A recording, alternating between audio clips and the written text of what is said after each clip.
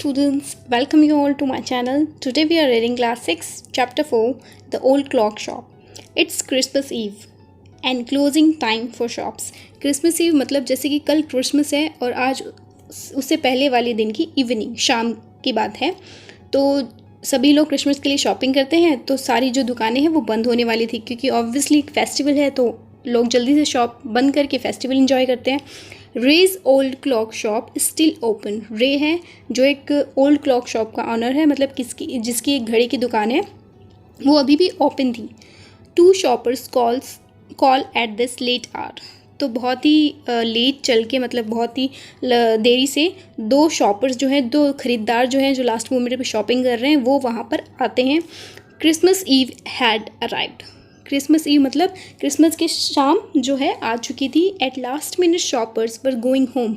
Last minute shopper मतलब जो लोग जो सबसे लास्ट में, सबसे एंड में, जल्दीबाजी में ख़रीदारी करते हैं, वो अपने घर जा रहे थे। A thick white sheet of snow lay over Salt Lake City USA की बात है ये, और वहाँ पे एक सॉल्ट लेक सिटी है। वहाँ पर क्या है, वाइट शीट ऑफ स्नो मतलब सफ़ेद चादर, किसकी, बर्फ़ की एक सफ़ेद चादर, उसकी परत जम गई थी। Get the lights were still burning. लेकिन अभी भी जो लाइट्स हैं जो जल रही थी, कहाँ की लाइट जल रही थी, ओल्ड क्लॉक शॉप की, जो रे की ओल्ड क्लॉक शॉप है, मतलब घड़ी की दुकान है, वहाँ की जो लाइट है वो अभी भी जल रही थी। It's old deaf owner. Deaf मतलब बहरा, जिसको सुनाई नहीं देता है, वो उसका ऑनर है, मालिक है क्लॉक शॉप का। Worked on a clock he had sold that day. जो क्लॉक, जो घड़ी उसने उस दिन बेची थी, वो उस शॉप पे क्या कर रहा था, काम कर रहा था। You can see his Ray the owner of the shop and these two are the last minute shoppers. Having finished his work, अपना पूरा काम ख़त्म करके, रे स्टूड अप, रे जो है खड़ा हो गया, and was on his way to the back room when, और वो अपने पीछे वाले कमरे में जा रहा था। व्हेन अचानक से, जब क्या हुआ, a cold rush of air from the front door hit the back of his neck. जब सर्दियों में क्या होता है, विंड, क्योंकि क्रिसमस सर्दियों में आता है, सर्दियों में जब भी हमारा गेट जब थोड़ा सा भी ओपन होता है तो वहाँ से बहुत ही ठंडी ठंडी हवा जो है वो आती है। तो जब उसका फ्रंट डोर खुल रहा था तो वहाँ से अचानक से बहुत तेज़ ठंडी हवा आई, जो कि उसके कहाँ पे हिट हुई, जो उसके नेक पे, गर्दन पे उसको फील हुई। ही टर्न्ड, वो मुड़ा, to meet a last minute shopper, जो आखिरी समय पर सामान खरीदते हैं, शॉपर्स खरीदार होते हैं, उससे मिला वो, मुड़ा उससे मिलने के लिए। But his old wise eyes told him that this was not a shopper. लेकिन जो उसकी ओल्ड बूढ़ी आंखें थी, जो पहचान लेती थी इंसान को, तो उसको ये महसूस हुआ कि ये जो है ना, ये इंसान जो है वो शॉपर नहीं है, मतलब कोई ख़रीदार नहीं है। ही सो टू मैन, उसने दो आदमी को देखा। वन इन हिज 20, एक था जिसकी एज 20 के आसपास थी, 20 साल के आसपास थी। द अदर क्लोजर टू 50, और जो दूसरा था उसकी एज जो है वो 50 साल के आसपास थी। The young man remained at door, जो जवान इंसान था जिसकी एज थी 20 के आसपास, वो दरवाजे पर ही खड़ा रहा। The older man approach the counter with no sign of friendliness in his eyes, और जो उसमें से बूढ़ा था, जो 50 के अराउंड था, वो आगे बढ़कर, अप्रोच मतलब आगे बढ़कर काउंटर पे आया, और उसकी जो आंखें हैं उसमें कोई भी फ्रेंडलीनेस मतलब कोई भी मित्रता वाला साइन नहीं दिख रहा था, संकेत नहीं दिख रहा था। Ray was able to hide his growing fear. Ray जो है वो योग्य था, मतलब उसने, उसके अंदर एक तरह से फियर, एक तरह से डर बना हो गया था, लेकिन वो अपने डर को कंट्रोल कर रख के बैठा था, उसको छुपा रहा था। As he slowly pushed a note pad and a pencil across the counter, क्योंकि उसने धीरे से क्या किया, एक नोट पैड जिस पे लिखते हैं और एक पेंसिल उसने काउंटर पे आगे पुश किया, मतलब आगे थोड़ा धकेला, उस पर कुछ लिखा। ही smiled at the unfriendly face. Unfriendly मतलब जो आपके फ्रेंड टाइप नहीं दिखते हैं, जो आपके अनजान लोग होते हैं, ठीक है, उसकी तरफ उन्होंने स्माइल किया। Then pointed to his ears and shook his head from side to side. फिर उसने क्या किया, अपने उंगलियों से अपने हेड, अपने ईयर की तरफ, मतलब अपने कान की तरफ उसको साइन करके बताया कि मेरे को, उसने अपना सर हिलाया दोनों साइड और कहा कि मैं सुन नहीं सकता हूँ, ऐसे उसने साइन किया, बताया। A quick look of surprise changed the man's face as he studied the notepad, then turned and said something to his friend. और अचानक से ना जो वो आदमी था जो अपने 50s के अराउंड था, वो क्या हुआ, एक सरप्राइज मतलब हैरान हो गया थोड़ा। और उसने जैसे ही नोटपैड पे पढ़ा ना, जैसे उसने बोला कि वो लिख नहीं सकता, वो सुन नहीं सकता, ही इज़ अ डीफ। तो उसने क्या किया, अपने जो 20 के आसपास जो गेट पे उसका दोस्त खड़ा था उससे कुछ कहा उसने। रे used the chance to look closely at the man, paying attention to the shape of a gun and a restless hand in the man's right coat pocket. रे को मौका मिल गया कि वो देख सके, ध्यान से देख सके उस आदमी को जो वहाँ पर गेट पर खड़ा हुआ था। तो उसके हाथ में क्या थी, एक शेप ऑफ अ गन, मतलब पिस्टल टाइप की एक आकृति बनी हुई थी उसके पॉकेट में। और उसके हाथ जो कि मतलब अस्थायी रूप से उसके पॉकेट पे खड़े लगे हुए थे, ठीक है, पॉकेट के अंदर थे। Anger boiled within him, जो रे है उसके अंदर क्या हुआ, बहुत तेज उसको गुस्सा आ रहा था। क्यों गुस्सा आ रहा था, कि उसकी शॉप पे कोई गन लेके आया है, तो उसको बहुत अचानक से गुस्सा आ गया। But it was kept down by an inner voice that said be still. लेकिन उसका गुस्सा है ना, उसके अंदर से एक आवाज़ आ रही थी जो उसको बोल रही थी बी स्टिल, मतलब शांत रहो, काम रहो, ठीक है। तो he wrote on the note pad, वो रे ने नोट पैड पर लिखा, मे आई हेल्प यू, क्या मैं तुम्हारी मदद कर सकता हूँ। For the first time The old man looked directly at Ray and smiled. पहली बार जो वो ओल्ड मैन था जो 50 के अराउंड था, वो वहाँ पर उसने डायरेक्टली मतलब सीधे सीधे रे की आंखों में देखा और मुस्कुराया। अ क्रूल मॉकिंग स्माइल, क्रूल मतलब एक बहुत ही निर्दयीपूर्ण, ठीक है, और मॉकिंग मतलब हंसी टाइप की, ठीक है, मजाक उड़ाने टाइप की उसने smile the. They both understood, वो दोनों समझ चुके थे वाई ही वॉज देयर, कि वो वहाँ पर क्यों है, ठीक है। Why his friend remain at the door, और उसका दोस्त जो है वो दरवाजे पे क्यों खड़ा हुआ है। वो दोनों समझ गए थे कि ये कुछ भी चालाकी करेगा तो उसका दोस्त जो है वो पिस्टल उठा के उसका काम तमाम कर देगा। They looked like man who were down on their luck. Down on their luck मतलब जिसका भाग्य है ना कई बार साथ नहीं देता है, तो हम कुछ भी काम करते हैं तो हमारा लॉस ही होता है। तो वो दोनों मैन ऐसे दिख रहे थे कि उनका लक जो है, उनका भाग्य जो उनका साथ नहीं दे रहा।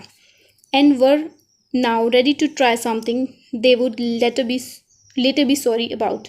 और उस टाइम पे है ना, हम लोग जब हमारा जैसे कई बार हमारी फाइनेंशियल कंडीशन ऐसी नहीं होती या फिर कई प्रॉब्लम हो जाती है हमें कई लाइफ में, तो हम क्या करते हैं, एनी टाइम डिसीजन लेते हैं जो जिसके लिए हमें बाद में रिग्रेट करना पड़ता है, पछतावा करना पड़ता है। तो वो दोनों भी क्या है, उनका भाग्य साथ नहीं दे रहा था और वो कुछ भी ऐसा करने को तैयार थे जिसके लिए बाद में उनको पछताना पड़े। रे knows that his visitors are in need। रे जो है वो जान चुका था कि उसके जो विजिटर्स हैं, उसके जो यात्री हैं जो इसकी दुकान पे आए हैं, वो उनको नीड मतलब उनको ज़रूरत है किसी चीज़ की। He accepts an old watch in exchange for a good sum of money. उसने एक क्या की, उनकी एक पुरानी जो घड़ी थी उसको ले लिया और उसके बदले में उसको कुछ पैसे दे दिए। The message of peace and goodwill spread everywhere as the old clock chimed merry Christmas। Message मतलब एक संदेश, एक शांति का और एक अच्छाई का संदेश जो है वो हर जगह फैल गया। जैसे ही जो क्लॉक शॉप है उसमें मैरी क्रिसमस की आवाज़ आई, वैसे ही द क्लॉक टिक्ड ऑन, जो क्लॉक है जो घड़ी है वो टिक्ड ऑन, टिक मतलब टिक टिक करना, ठीक है। रे कामली रॉट अनदर मैसेज, रे ने शांति से, बहुत ही शांति से एक दूसरा मैसेज लिखा। Have you come to pick up a clock or watch. उसने कहा कि क्या तुम एक क्लॉक, क्या तुम एक घड़ी या फिर दीवार घड़ी लेने के लिए आए हो। Then he pointed to the long board filled with hanging clock and, फिर उसने इशारा किया कि वहाँ पे एक लोन बोर्ड है, बोर्ड लटका हुआ है जिसपे सारी डिटेल है, उसकी तरफ इशारा किया जो लटक रहा था वहाँ पे क्लॉक्स के साथ में, घड़ी के साथ में। एंड पॉकेट वॉचेस, और वहाँ पे पॉकेट में रखने वाली वॉचेस भी थी, जेब में रखने वाली। He was not a pawn breaker. What is a pawn breaker? Pawn breaker मतलब दलाल, गिरवी दलाल, जिसके पास कुछ रख देते हैं और उस बदले में एक्सचेंज में पैसे ले जाते हैं। But at the same time couldn't say no to the needy people. लेकिन उसी समय पे वो नो मतलब उन लोगों को ना नहीं बोल सकता था क्योंकि उनको बहुत ज़्यादा ज़रूरत थी।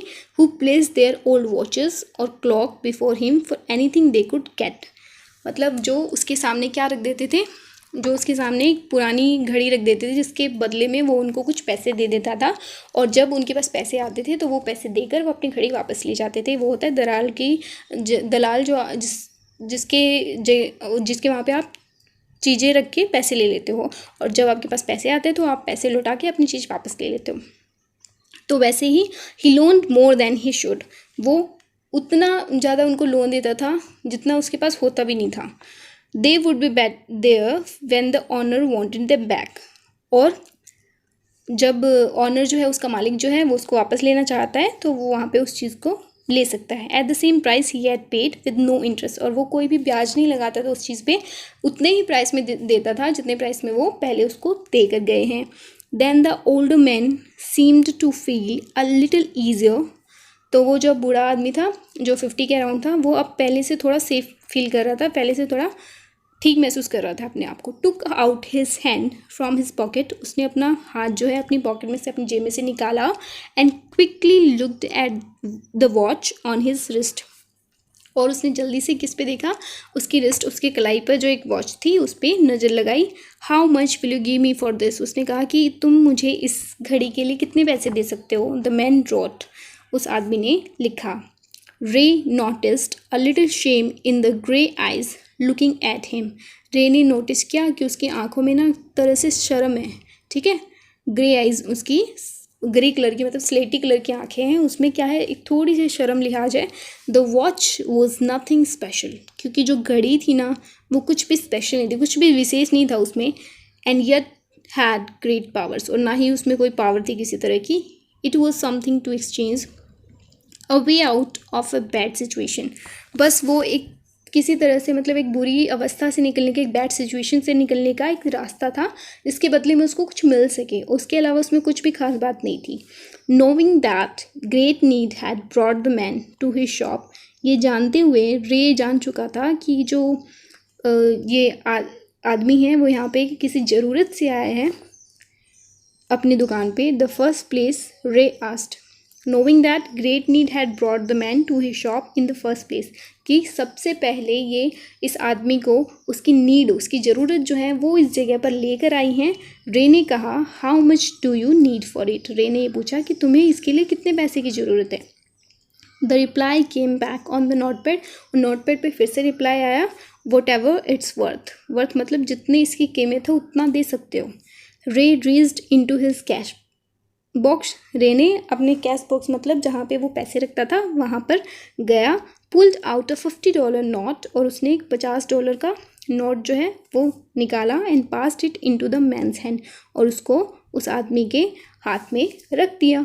एज दे शुक हैंड्स, जैसे उन्होंने हाथ मिलाया, Ray looked into the man's eyes, Ray ने उस आदमी की आंखों में देखा। दे सीम्स टू से, वो कहना चाहती थी उसकी आंखें, थैंक यू, आपका बहुत बहुत धन्यवाद। They both new the watch wasn't worth that much, वो दोनों जानते थे कि इस वॉच की कीमत जो है ना वो $50 नहीं है। बिफोर टर्निंग टू लीव, जाने के पहले उस जो आदमी है उसने टर्न किया, मतलब मुड़ा। द मैन रोड, और उसने लिखा, I will be back to pick it up as soon as I can, merry Christmas, और उसने लिखा कि मैं जितना जल्दी हो सके उतना जल्दी आकर मेरी जो वॉच है इसको ले जाऊंगा, merry Christmas. The little story ended on the half hour with the clock striking all together, striking मतलब जो आवाज़ आती है, ठीक है, जो घड़ी है उसकी आवाज़ है, जो घड़ी का घंटा होता है ना वो आवाज़ करते हैं। तो वैसे ही ये जो स्टोरी है, छोटी सी स्टोरी जो कहानी थी, ये आधे घंटे में ख़त्म हो चुकी थी।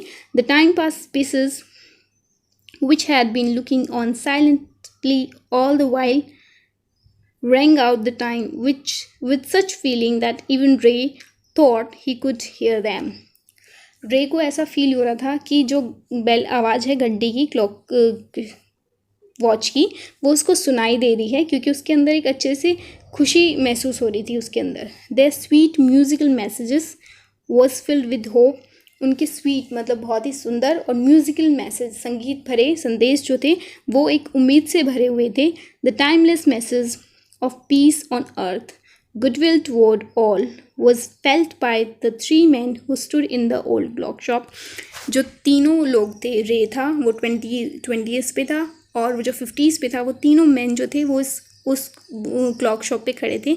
उन तीनों को एक मैसेज मिला। क्या मैसेज मिला? Peace on earth, goodwill toward all.